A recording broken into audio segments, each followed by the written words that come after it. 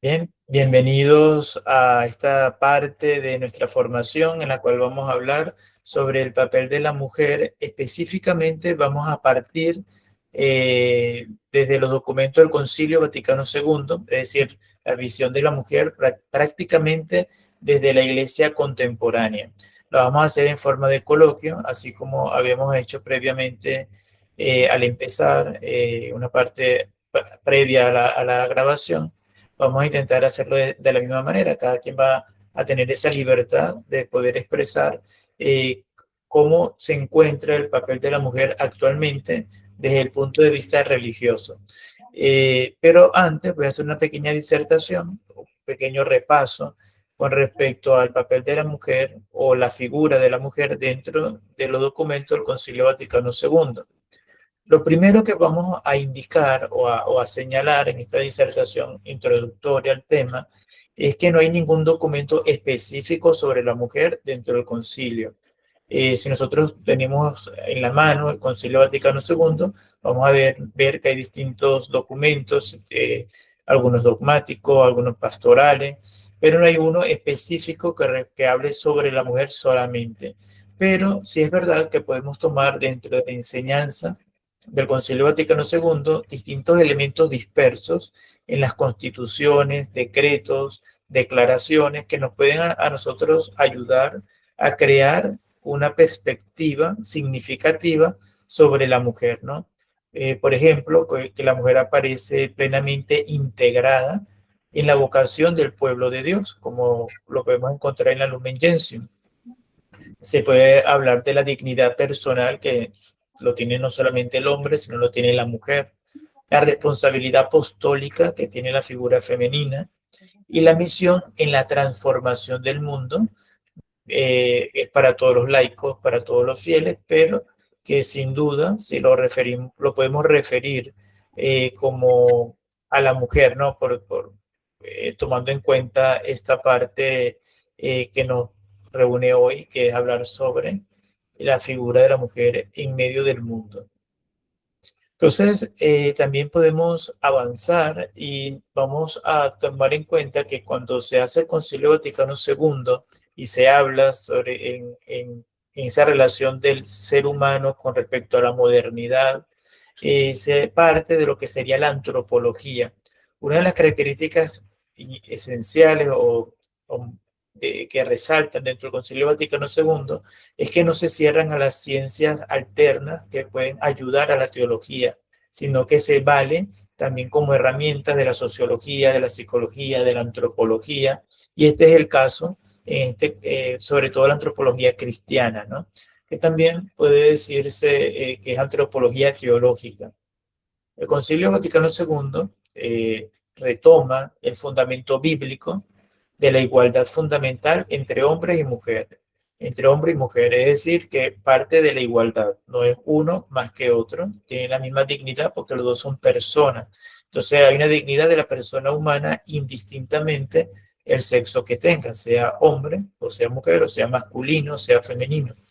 En el libro de Génesis, por ejemplo, hablando de la fundamentación bíblica, recordamos cuando fue creado a imagen de Dios, ¿no? El ser humano fue creado de la tierra, ¿no? Ese Adán, el término Adán lo habíamos estudiado anteriormente, que significa hecho de la tierra, toda la humanidad en general. Lo podemos ver el ejemplo en Génesis 1:27. En el Nuevo Testamento vemos que también dentro de las cartas de San Pablo hay una declaración en la carta de Gálatas capítulo 3 versículo 28 que dice así: no hay judío, ni griegos, ni esclavos, ni libre, ni hombre, ni mujer. Ante la presencia de Cristo, ante esta nueva revelación plena y definitiva, cerrada, que se da ante la encarnación de Jesús, es para todos, de una manera abierta, como lo expresaba el mismo Papa Francisco en esa expresión de todos, todos, todos. Ya no estamos hablando de que solamente es para unos escogidos del pueblo judío, sino que estamos hablando que pueden ser judíos y griegos, pueden ser esclavos y pueden ser libres. Y en este caso pueden ser hombres y pueden ser mujeres. Y aquí, dentro de la Iglesia Católica, es un texto en el cual justamente se toma para señalar de que la dignidad de un hombre y la autoridad de un hombre ante los ojos de Dios es del mismo valor y del mismo nivel que el de la mujer, ¿no? Gálatas 3:28. El Concilio Vaticano II interpreta todas estas afirmaciones como expresión de igualdad ontológica. Es decir, cuando hablamos de igualdad ontológica, es que es una igualdad del ser, de mi propia constitución anímica, desde mi alma, desde mi espíritu, de mi concepción biológica, de mi concepción psicológica, es decir, de una manera integral de mi ser, yo soy igual que una mujer. Es decir, un hombre y una mujer tienen la misma igualdad dentro de su constitución. Ontología significa ser, estudio del ser, que debe reflejarse en la vida de la iglesia y de la sociedad. Es decir, la igualdad que hay entre el hombre y la mujer no solamente es referido a dentro de la iglesia, sino que este tiene que transmitir, reconocer en cada ámbito de la sociedad. La constitución dogmática del Lumen Gentium, podemos decir que dentro del Concilio Vaticano II constituye como el marco principal para comprender la posición de la mujer.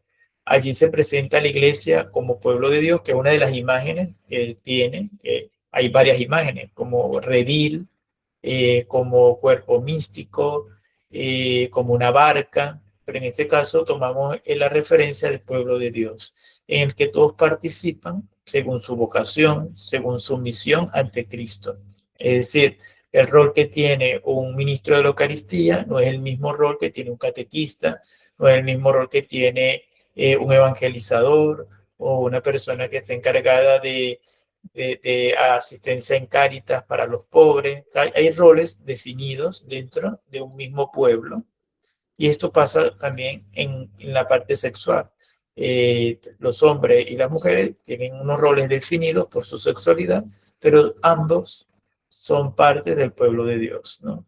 Y esta dignidad dentro del pueblo de Dios, el Concilio Vaticano II los resalta desde el mismo momento, o del punto de vista, pero del mismo momento en que son bautizados. Bautizados, hombres y mujeres, hacen que ambos sexos compartan el sacerdocio común de los fieles. Ese sacerdocio común que lo tiene tanto el Papa como cualquier catequista o cualquier padre o madre de familia.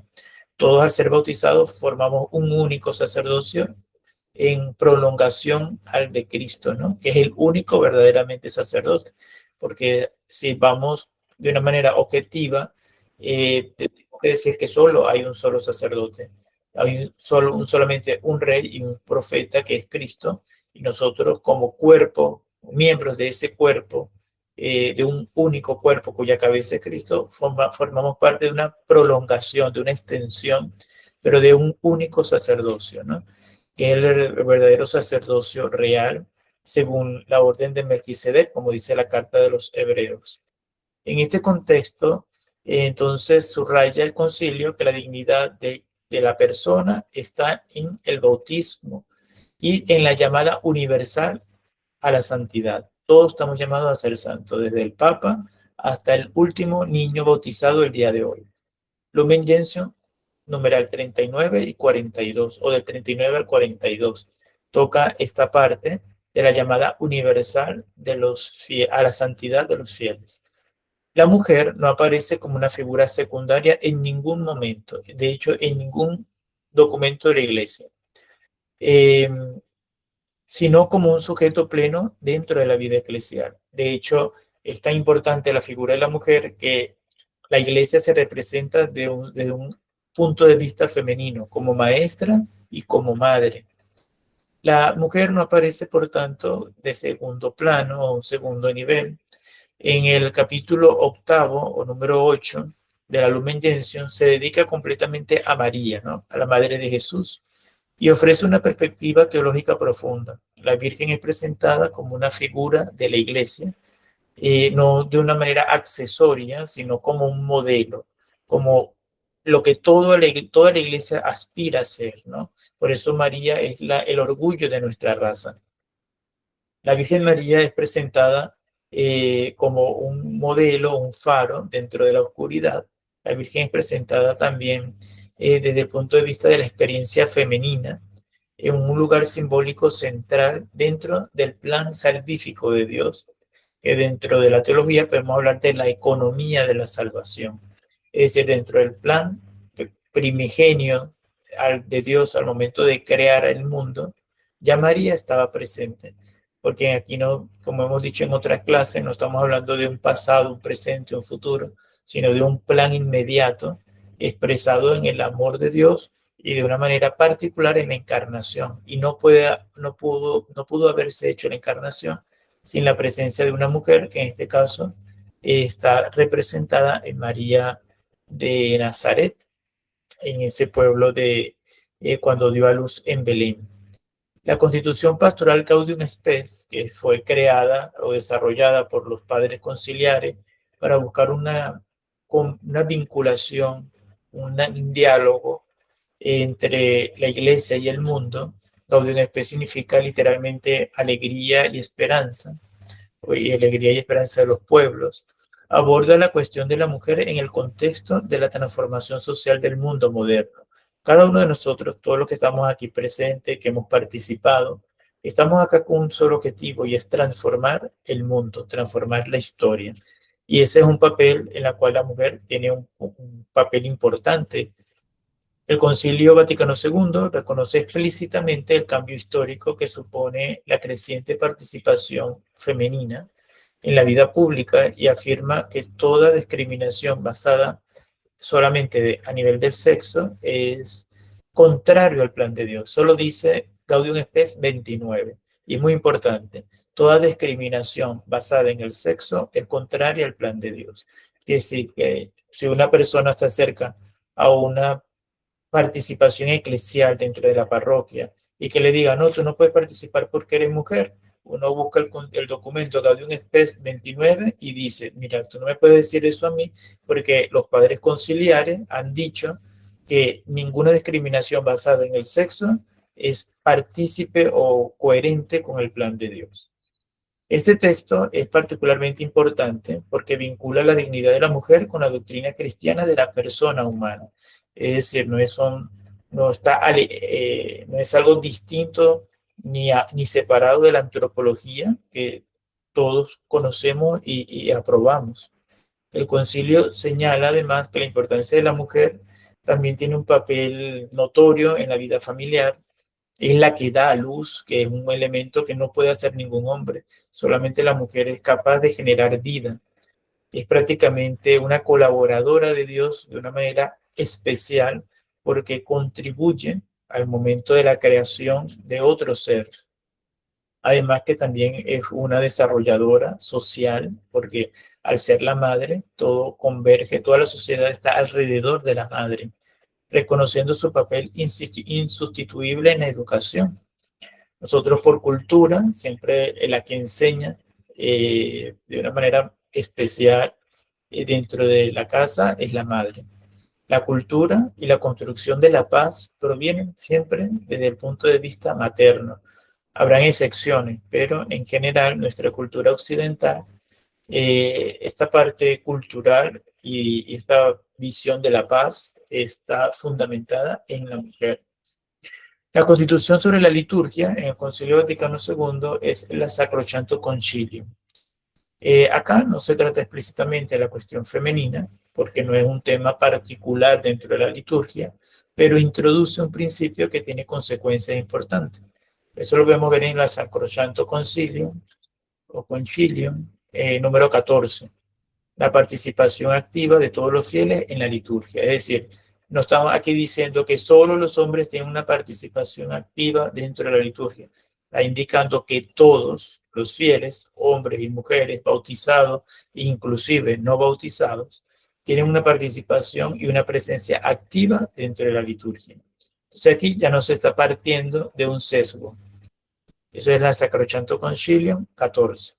Este principio implica la presencia viva de la mujer en la celebración litúrgica que, gracias a Dios, se ha ido rescatando a través de los últimos ministerios que justamente en el pontificado del Papa Francisco se han establecido. Por ejemplo, que haya la posibilidad de ver mujeres acólitos, mujeres en la catequesis, mujeres lectoras. Esto es un gran paso que se ha logrado dar porque es el reconocimiento público de lo que ya el Concilio Vaticano II está estableciendo en el documento sobre la liturgia.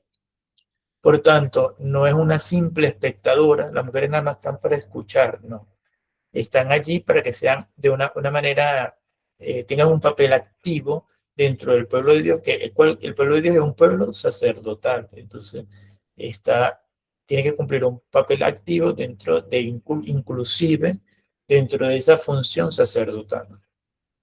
La Constitución de Verbum es un documento del Concilio Vaticano II que habla sobre el discernimiento teológico de la palabra de Dios. No habla directamente del tema de la mujer, ni siquiera el tema de la cuestión de género dentro de los textos bíblicos, pero sí es verdad que nos indica que la palabra de Dios está confiada a todo el pueblo de Dios. Cuando volvemos a lo que, como lo que decía el Sacrosanto Concilio, no habla de un segmento, o no segmenta, no divide, de que solamente son para los hombres, sino que habla que todos, todo el pueblo de Dios, hombres y mujeres, tienen una participación activa dentro de la liturgia bíblica y dentro del estudio bíblico. Esto significa de que hay que darle una apertura a que las mujeres se formen en Biblia, en que las mujeres sean catequéticas, den catequesis, que eso ampliamente se da dentro de las parroquias.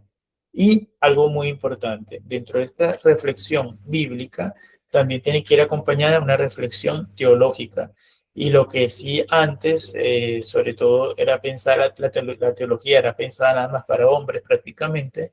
Aquí el Concilio Vaticano II nos recuerda que la reflexión teológica es un papel que la mujer tiene que asumir y que toda la iglesia se va a nutrir de ese discernimiento, de una perspectiva teológica desde un punto de vista femenino, que venga de una mujer, que sean las mujeres las que propongan foros, encuentros de teología, hablen de una teología pensada y vista de la mujer, pero que partan de ellas mismas, ¿no? Yo creo que yo animo a todas las mujeres que están presentes en este encuentro y que nos van a ver a través de la grabación, de que ellas mismas formen distintos foros en la cual puedan participar hombres, pero que haya una iniciativa femenina en la cual se reúnan asociaciones de teólogas, ¿no? Que existen en el mundo y que ojalá, por ejemplo, en Venezuela, que muchos nos ven acá y participan de Venezuela, que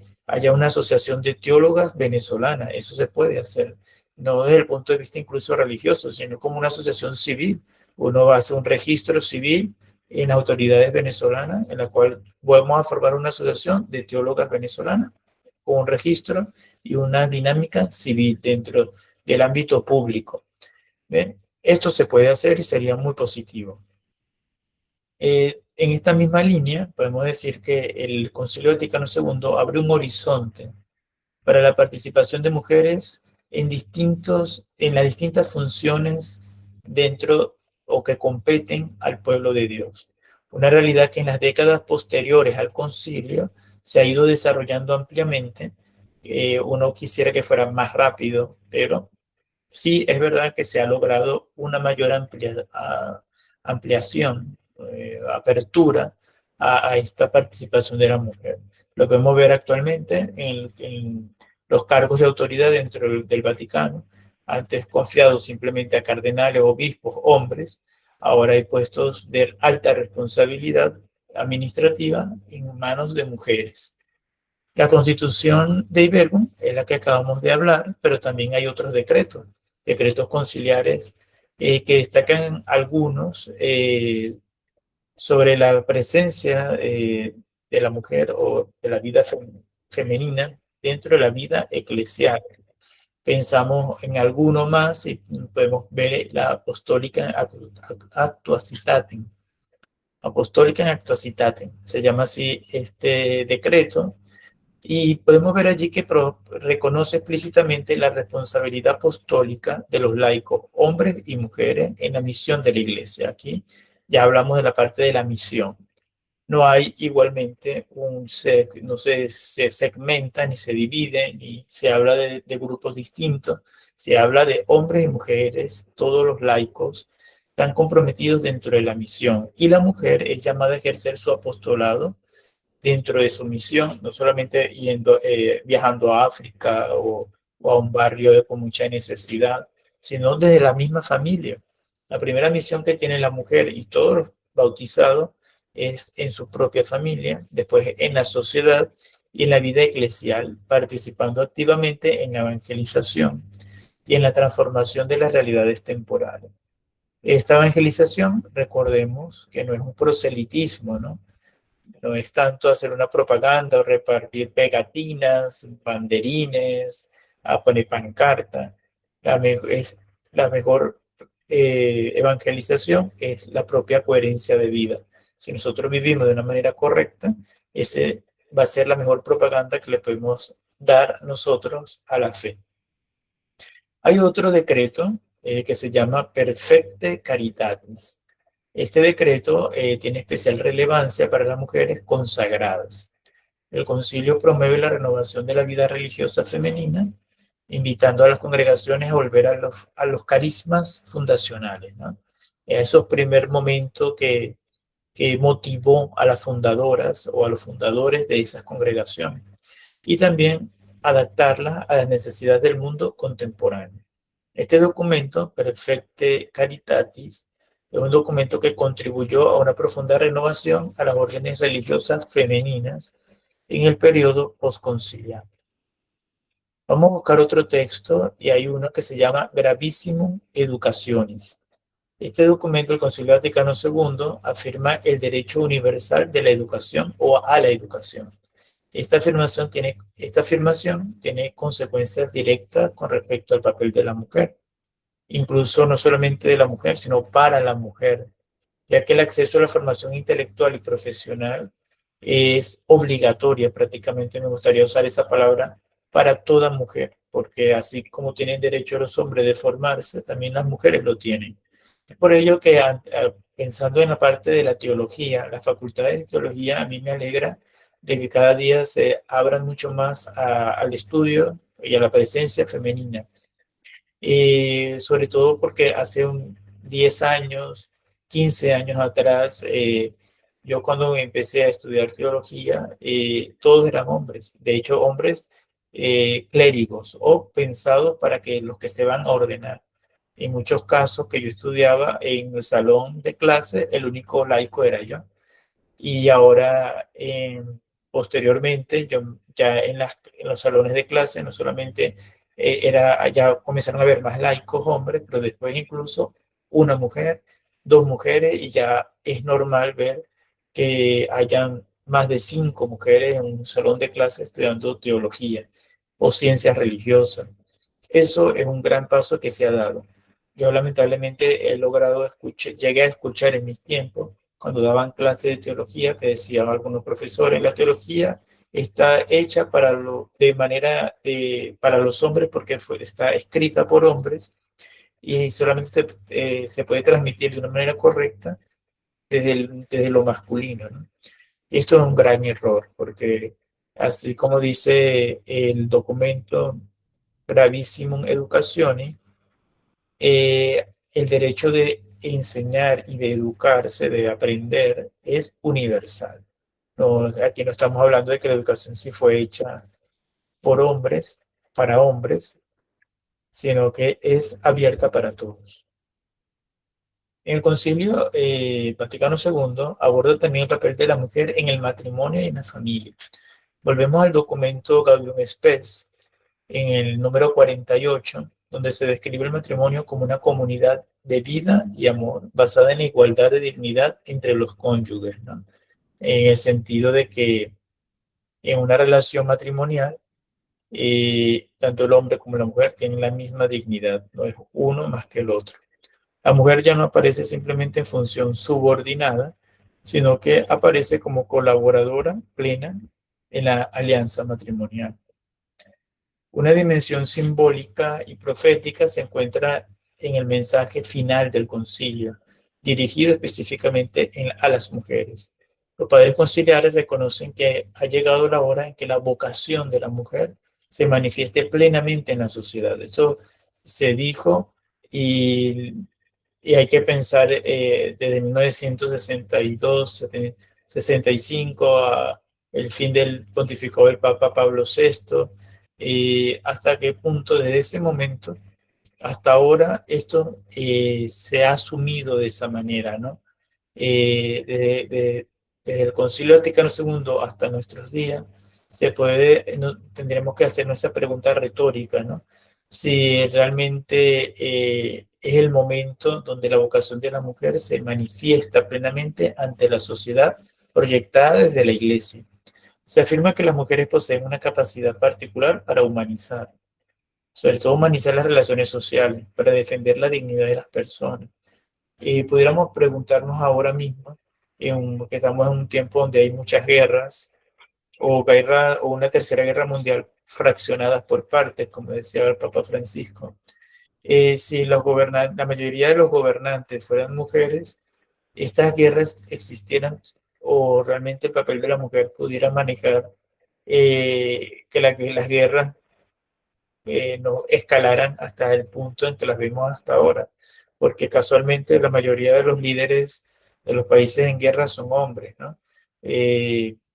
Quizás haría la diferencia si en vez de hombres fueran mujeres, eso después me lo responden, porque no sé si pueda influir esa parte cromosómica en las decisiones. Lo que sí podemos continuar dentro de la recepción teológica de la enseñanza que da el Concilio Vaticano II. Hay autores contemporáneos que estuvieron muy cerca del concilio. Por ejemplo, está el teólogo Hans-Urs von Balthasar, un teólogo suizo. Está el mismo Papa Benedicto XVI, en su tiempo el teólogo Joseph Ratzinger, y que han reflexionado sobre la dimensión mariana de la Iglesia como expresión de lo femenino en la vida eclesial, como algo ya habíamos asomado al principio. Otros teólogos han explorado la participación de la mujer en los ámbitos académicos, pastorales, sociales, todo en función de ampliar ese horizonte teológico y más abierto del concilio. Ya para terminar, como conclusión, en síntesis, el Vaticano II no ofrece una doctrina aislada sobre la mujer. Si es verdad que no hay un documento propio de la mujer, no habla de la mujer no de una manera aislada ni la aísla en sus documentos, sino una renovación global desde la antropología cristiana y desde la eclesiología. Recordemos que el Concilio Vaticano II es un concilio pastoral, por eso la parte eclesiológica tiene un acento particular.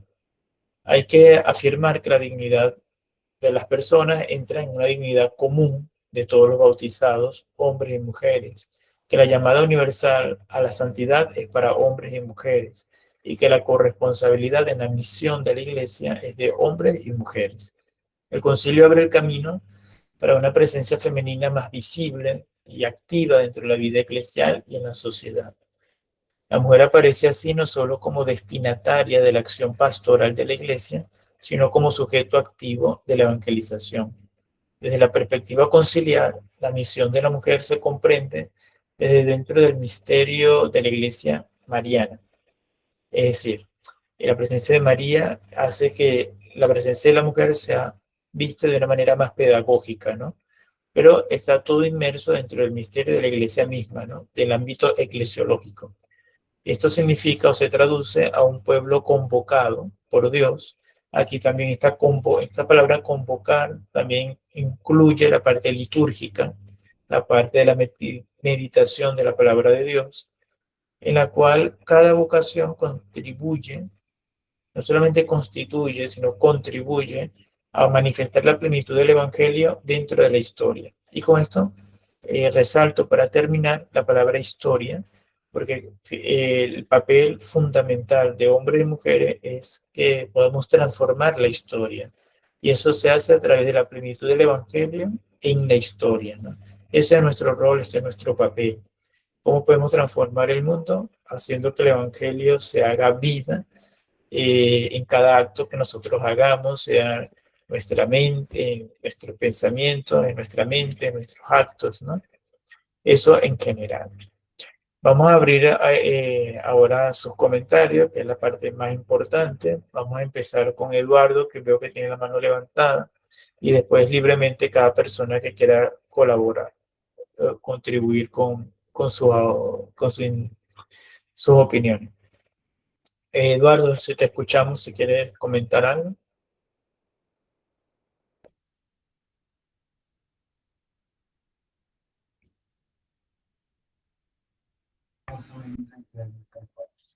Ok, extremadamente interesante la disertación de Ronald.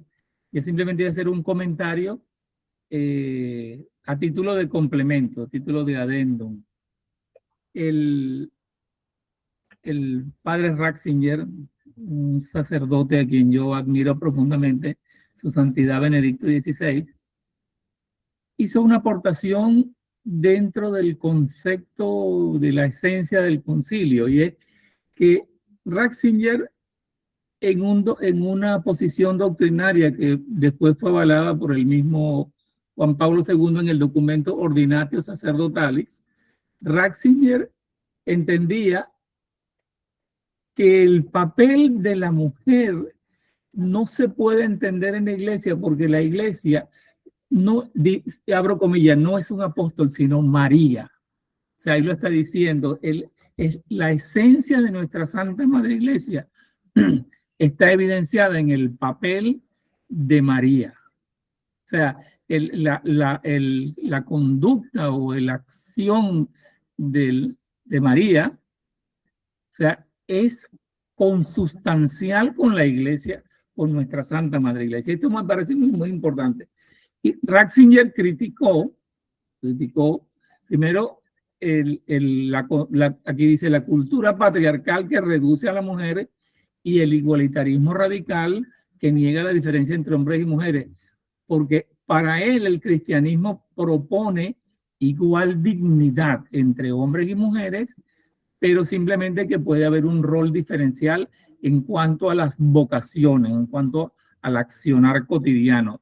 Y eso es interesante. Entonces, Ratzinger incluso cita que muchas mujeres tienen una influencia espiritual muy marcada en nuestra Santa Madre Iglesia, y estaba, por ejemplo, Santa Catalina de Siena, Santa Teresa de Ávila, Santa Hildegard de Bingen, y voy a citar especialmente aquí a Edith Stein, porque yo tengo unos 5 años más o menos estudiando el tema del holocausto, y Santa Teresa Benedicta de quien yo me siento profundamente devoto, tiene un rol importante como parte de su accionar cristiano y católico profundo en la lucha durante la etapa del holocausto. Entonces, esta cita que hace Ratzinger, el padre Ratzinger, me gusta siempre decir el padre Ratzinger, esto nos está recordando que la iglesia, nuestra Santa Madre Iglesia, es consustancialmente mariana. O sea, eso forma parte del día a día de nuestra iglesia. Y de hecho, estas santas que acabo de citar han sido declaradas doctoras de la iglesia, lo cual le confiere una autoridad teológica y eclesial fundamental en el trabajo que viene a ser insertado en la esencia misma de las doctrinas que surgen, del elemento doctrinario que surge a raíz del Concilio Vaticano. Eso es lo que quería citar. Sí, muy interesante, sobre todo porque hace un repaso de distintas figuras femeninas tan importantes dentro de la iglesia. Yo tengo pensado próximamente hacer un encuentro donde hablemos, por ejemplo, de la vida de Santa Catalina de Siena, porque son referencias, son muchas mujeres, ¿no? Pero en particular me creo que podríamos tocar de Santa Catalina porque reúne también unas características muy importantes, ¿no? Sobre todo porque es una persona que no era muy letrada, pero era inspirada por Dios, y segundo, de que era seglar, ¿no? Ella era religiosa, seglar, ella vivió una vida religiosa desde su casa, desde su hogar.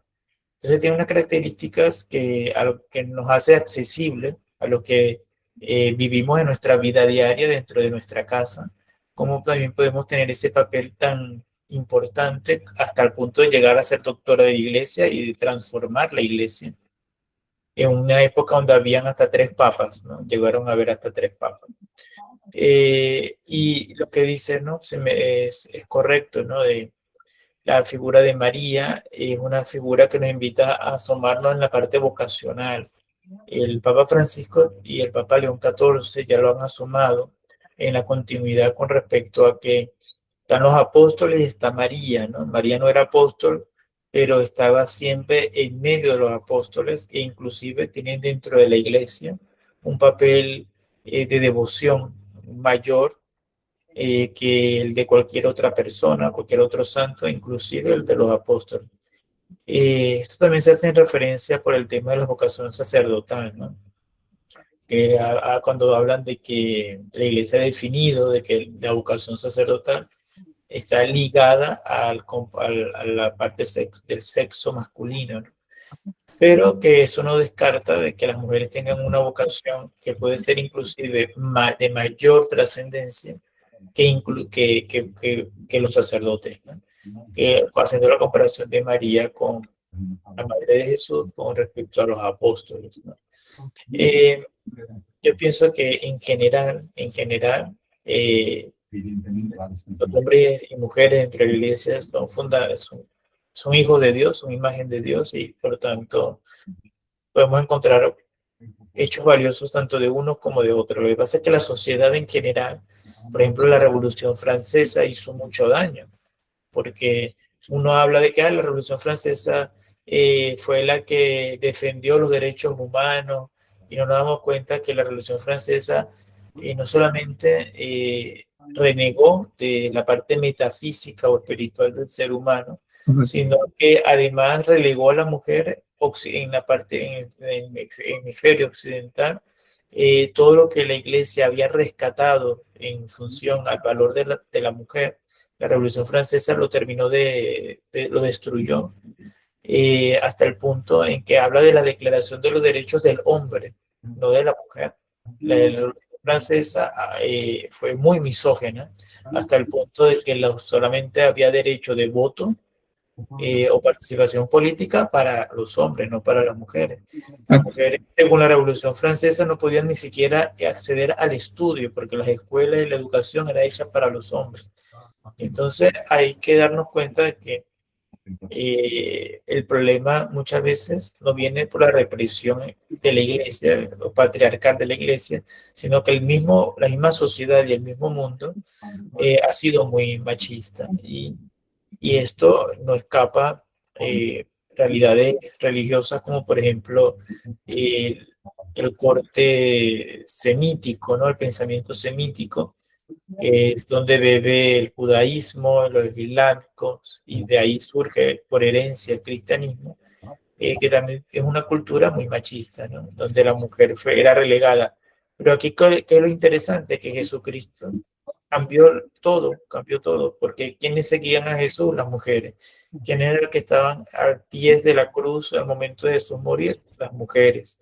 ¿Quiénes eran las primeras que fueron a visitar el templo, el sepulcro, para ver a Jesús muerto? Las mujeres. Los hombres, ¿dónde estaban? Con miedo, temerosos, escondidos. ¿Eh? En cambio, las mujeres no tenían ese problema. ¿Quién es el que enjuaga, limpia el rostro de Cristo en medio de su sufrimiento? Una mujer que se le conoce como la Verónica. Entonces vemos cómo el papel de la mujer fue resaltado, fue puesto en un lugar muy alto de parte de Jesús, no porque fuera más importante que el hombre, sino porque estaba en una posición más vulnerable que el hombre.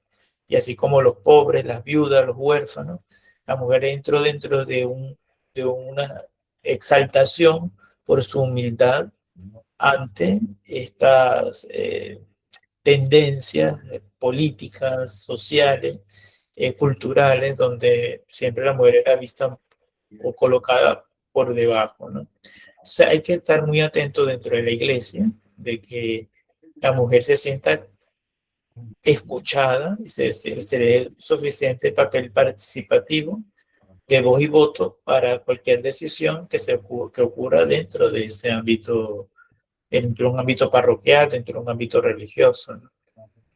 Y no sé si otra persona quiera comentar algo al respecto, cómo se siente dentro de sus parroquias en esta línea de la mujer.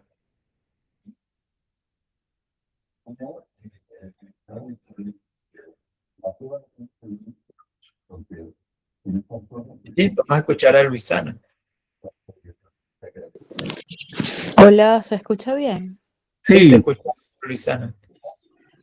Bueno, yo primero que nada me siento muy contenta de estar viviendo esta época, de verdad, porque sé que las mujeres a lo largo de la historia no la han pasado bien y aún hoy en día en muchas religiones y en muchas culturas pues la siguen pasando muy mal, ¿no? En cuanto a mi papel en la iglesia, yo siento que las mujeres, por lo menos acá en Venezuela, somos bastante escuchadas. Yo aún no pertenezco a ningún movimiento como tal pastoral, no estoy como tan adentro así, pero observo, ¿verdad? El trabajo de muchas mujeres que parecen hormiguitas trabajando todo el día, todos los días por la iglesia y su vinculación tan directa con los párrocos, con el obispo, y me siento muy orgullosa, muy feliz de eso. La verdad, a pesar, o sea, aunque Venezuela se considera, bueno, siempre la ha considerado un país bastante machista, em, en la iglesia no la veo de esa manera. Y al contrario, somos bastante escuchadas y me siento muy feliz por eso. Bueno, eh, agradeciéndole a Dios por el Papa Francisco, por Ratzinger, el padre Ratzinger, como le dice el señor Eduardo, y por San Juan Pablo II, ¿no? Por haber traído a nosotros y habernos regalado la teología del cuerpo. Yo creo que parte fundamental mm, de poder entendernos como sociedad es entender el papel del hombre y de la mujer, ¿no? No digo no aceptar eh, cómo se sienta cada persona. Estoy totalmente en contra de no escucharnos, ¿verdad? Porque el que no ha vivido o no ha vivido con los ojos abiertos no se da cuenta que uno pasa por diferentes etapas, ¿verdad? Y uno atraviesa muchos senderos mientras va caminando en la vida. Y muchas veces, bueno, pensamos de manera diferente. Entonces, no estoy de acuerdo con sacar o, ¿cómo se llama? O negarles la entrada a personas que piensen diferente o se sientan de manera diferente. Pero sí es importante empezar a conocer o a dar a conocer, así como estás haciendo, profe Ronald, em, el papel por lo menos de la mujer, porque al ir escuchando todo esto, entendiendo el plan divino, ¿cierto? Y cuando tú vas entendiendo el plan divino, eso va calando dentro de ti y muchas cosas se van posicionando dentro de nosotros, eh, vas aclarando tu sendero. Entonces, nada, yo de verdad quería exponer eso, me siento muy feliz de verdad por estar en este momento, en, en este momento de la historia, porque de verdad ha sido mucho más fácil para nosotros aprovechar la información que tenemos ahora y que podemos manejar, pero qué bonito que en una institución tan antigua, ¿verdad? Que pudiera ser mucho más ortodoxa y mucho más, ¿sabes? Cerrada, las mujeres seamos consideradas de esta manera. Gracias. Gracias, Luisana. Y te animo a que sigas en pasos de descubrimiento. Y bueno, y tu valor aquí es muy importante, tu presencia aquí es muy importante. Vamos a escuchar a Nani, que levantó la mano para seguir en estas conversaciones. Bueno, gracias, Luisana. Realmente de acuerdo contigo. En cuanto al tema que era la mujer en los documentos, en el magisterio, hemos visto el Vaticano II y Ronald en la semana nos compartió el documento sobre la dignidad humana, sobre la dignidad de la mujer. Entonces, siempre ha habido parte del clero en contra de la mujer, porque vienen con esa enseñanza desde los tiempos iniciales de nuestra iglesia. Yo creo que yo estoy enamorada de Jesús porque fue Él, es a Él a quien le debemos que la mujer exista en esta iglesia, ¿no? En este ámbito religioso. María Magdalena, pues hay que reivindicarla. La posición de María como madre de Jesús, pues ya lo hemos escuchado. Entonces, hay muchas mujeres en la historia de nuestra iglesia que reivindican esa posición femenina, ¿no? Y que han sido apartadas, que han sido delegadas. Bueno, eso forma parte de la historia, pero sí hay mujeres en nuestra historia que hay que admirar por diferentes razones. En cuanto a la actualidad, sí estamos mejor, Luisana, sí estamos mejor que precisamente que Lidia o que Magdalena, o que es claro que estamos mejor que en esa época. Sin embargo, a mí en 20 años activa en la iglesia, me ha tocado conocer parte de miembros del clero, unos muy abiertos a trabajar con la mujer, reconocer la parte organizativa, la parte administrativa, la parte maternal, podríamos decir, de la mujer cuando ejecuta sus servicios. Una mujer que con muy alta edad, avanzada edad, todavía puede estar en la catequesis, todavía puede estar en los apostolados de la Legión de María, bueno. Pero también me ha tocado vivir partes, miembros de ese clero que abiertamente no han querido trabajar con mujeres, ¿no? Entonces se van a trabajar más con los hombres o con las parejas, como es ¿cómo que se llama? Dios, no la renovación carismática, el otro apostolado que es de familia, que es de solteros o de casados, ahorita no me acuerdo. Entonces, ¿qué sucede? Que realmente el clericalismo ha atacado a la mujer.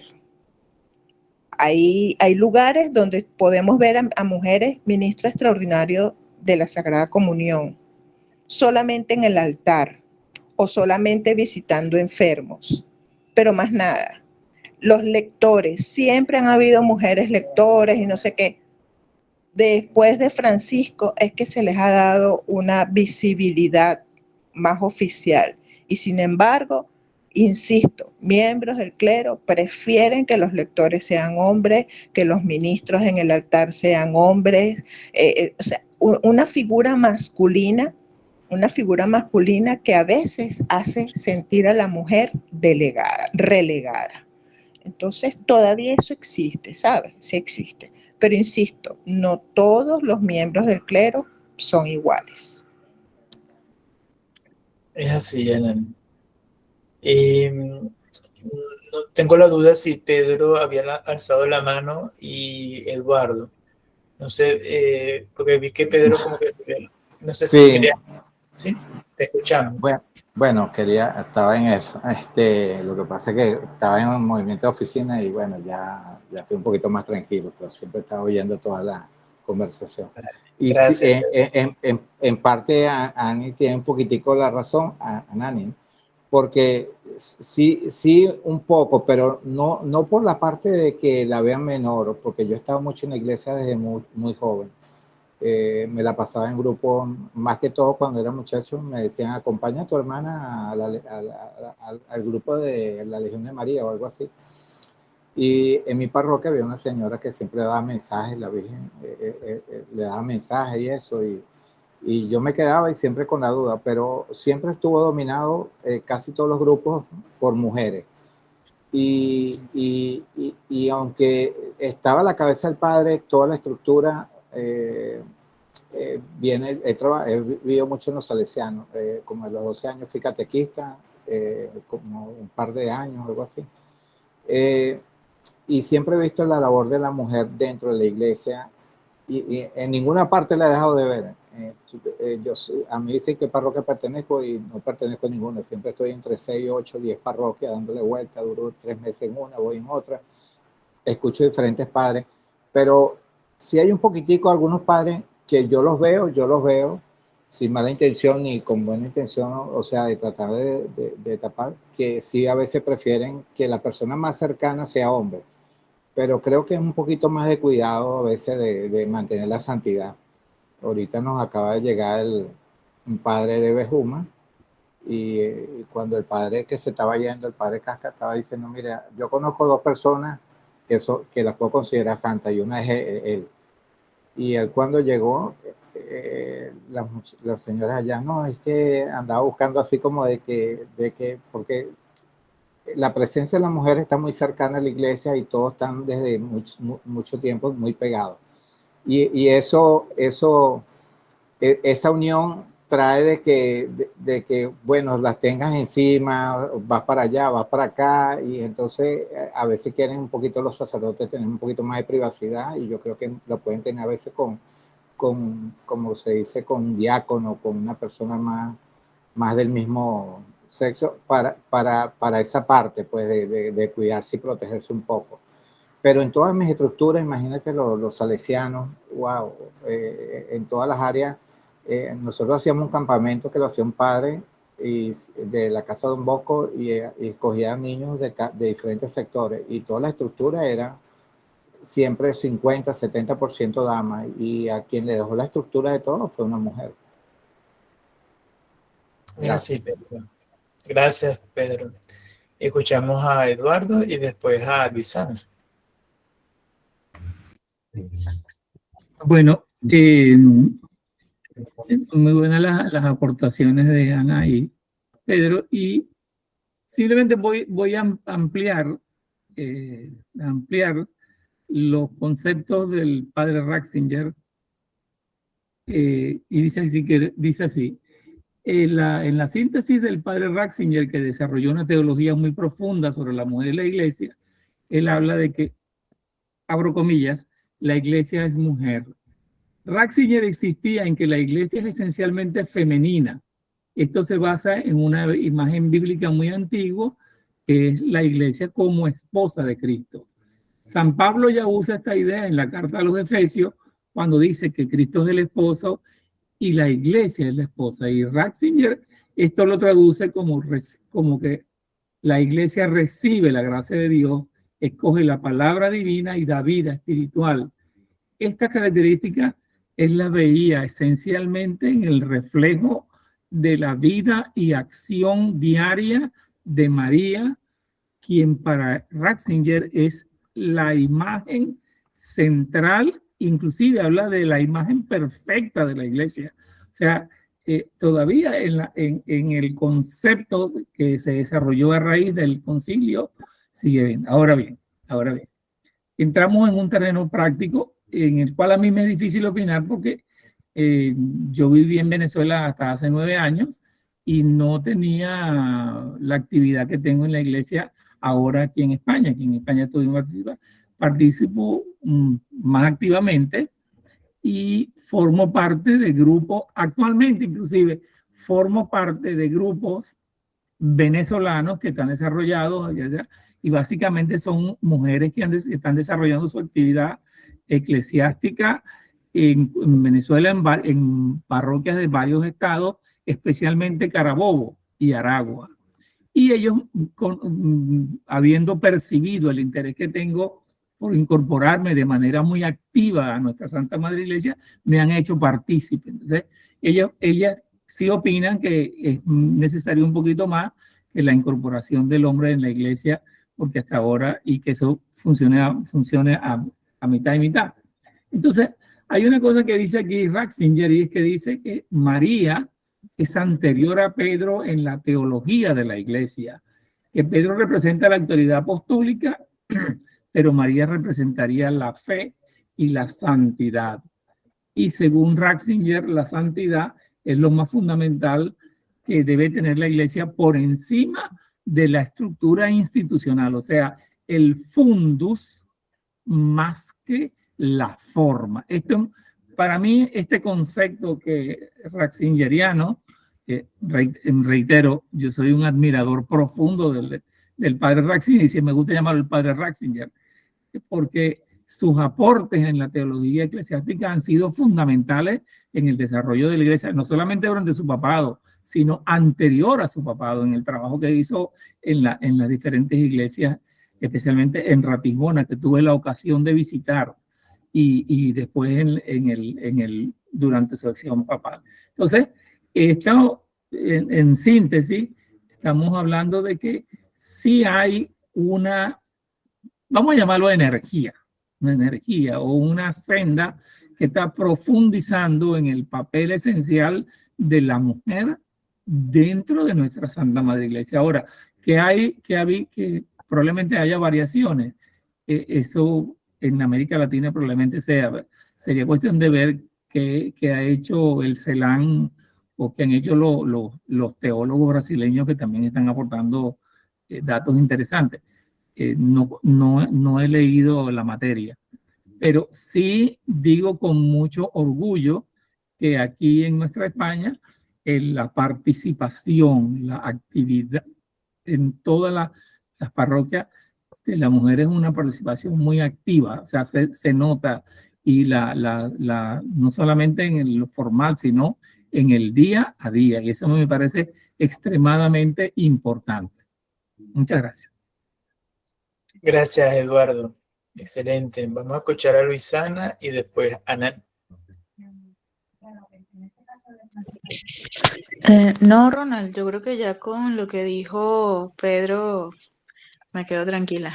También quería como compartir eso de que a veces también me pareciera que el clero, pues los sacerdotes tratan de cuidarse de las tentaciones o de cualquier cosa, y a lo mejor son temas que no van a compartir, que son muy privados, y bueno, también consideraría que eso pudiera suceder. Machistas también existen, no lo pongo en duda, pero bueno, lo sabremos cuando vayamos al cielo. Está bien, sí, está bien. Puede haber prudencia y se respeta. Es sano tener una cierta prudencia. Anani. Bueno, 2 puntos. Eduardo y Luisana, la mujer es mayoría en la iglesia. La presencia femenina es mayoría. Entonces, por supuesto, tenemos las capacidades y los dones que nos da el Espíritu de ejercer muchas actividades dentro de lo que es liturgia o dentro de todo el servicio eclesial. Por eso es que uno ve muchas mujeres. Sí, es que somos muchas, somos la mayoría. Ahorita es que hay movimientos como el Emaús, que está atrayendo a hombres para que se integren en la vida eclesial, además de las mujeres, pues. Pero eso es ahora. Realmente siempre la mujer ha sido mayoría. Y la otra parte es el grupo que yo les quería mencionar, son los cursillos de cristiandad. En lo personal, cuando he trabajado, me tocó trabajar de cerca con sacerdotes jóvenes o seminaristas. Como madre yo siempre les recomendaba, rodéese de familias y de cursillistas. ¿Por qué? Bueno, porque hay hombres y mujeres y son servidores para evitar esas habladurías que siempre las van a ver, ¿verdad? De que esa mujer se la pasa con el padre o el padre se la pasa con esa mujer o esa mujer no sé qué, y terminan llamando las párrocas, porque son las que mandan más que el cura, ¿no? Son las que le dan órdenes al sacerdote y si es uno joven, mire, lo agarran para 10. Entonces, actualmente en la parroquia de donde yo procedo, hay un sacerdote muy joven, pero tiene un carácter que no lo tiene el señor obispo. Eso es candela, ese muchacho es recto, duro, no sé qué, muy jovial cuando debe hacerlo, pero tiene un carácter, se muestra fuerte. ¿Por qué? Porque sabe que ese es el escudo de protección, porque lo ven bello, ay, qué lindo, jovencito, buen mozo y no sé qué. No, esas mujeres siempre también van a existir. Entonces, el que ellos se protejan, tienen que hacerlo. Indudablemente que deben hacerlo. Bien sea por su carácter o bien sea porque se rodeen de este tipo de servidores que trabajan en familias y en parejas. Y también una vez alguien me dijo que yo soy una vieja de iglesia. Usted es una vieja de iglesia. ¿Por qué soy una vieja de iglesia? Ah, bueno, porque yo protejo a mi párroco. A los párrocos hay que protegerlos. Los diáconos tienen sus esposas, pero a los párrocos, que son hombres solos, sobre todo si son diocesanos, hay que protegerlos hasta de ellos mismos. Yo siempre le he dicho a mis párrocos, no haga cosas buenas que parezcan malas. ¿Por qué? Porque esa gente que está allí pendiente de los demás, haciéndole daño a los demás, incluso han sacado a sacerdotes de las parroquias simplemente por la maledicencia. Entonces, claro que tienen que protegerse. Eso es lo que quería decir. Gracias, Nani. Qué interesante, ¿no? Y es cierto, ¿no? Yo me pongo a pensar, sobre todo en lo último que nos has comentado sobre defender al párroco, ¿no? Yo también siempre he comentado en la comunidad que uno tiene que estar pendiente de su párroco, si se enferma, si no se enferma, sobre todo porque son personas que están solas, ¿no? A veces viven con algún familiar, pero en general, sí, uno tiene que estar muy atento y de su párroco y cuidarlo, ¿no? También. Y vamos a escuchar a Eduardo, que creo que Eduardo, no sé si habías levantado la mano o ya... Bueno, ya. Ya habías dicho lo que Sí. está bien. Y bueno, gracias a todos por los que han participado. También me he saludado a Enmis, que también está aquí acompañándonos. Si no me equivoco, Enmis está en Guatemala. Ahora mismo no me falla la memoria. Y bueno, y todos los que se han incorporado, estoy revisando en el chat, ¿no? Que ha estado también escribiendo. Y bien, bueno, y gracias a todos, ¿no? Sí, ya me confirmó por el chat que sí es de Guatemala. A veces que son tantos de varios países, a veces me confundo, pero bueno, muchas gracias por acompañarnos desde Guatemala, desde Centroamérica. De Guatemala hay varias personas, la verdad que ha sido un país muy receptivo. De hecho, hay una congregación de hermanas religiosas Sí. Que participan siempre y les agradezco mucho por su presencia. No sé si antes de terminar alguien quiera comentar otra cosa, alguna pregunta. Eduardo, ¿sí? Dos detallitos. Tuve la ocasión de conocer en Guatemala la congregación de Antigua, que son unas monjas que tienen una labor realmente extraordinaria, encomiable, digna de aplauso. Me quedé admirado del trabajo comunitario de las hermanas de la congregación de Antigua.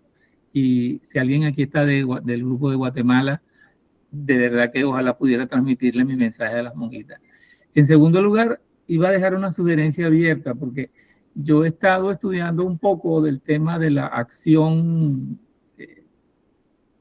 casi pastoral de Santa Teresa Benedicta Edith Stein.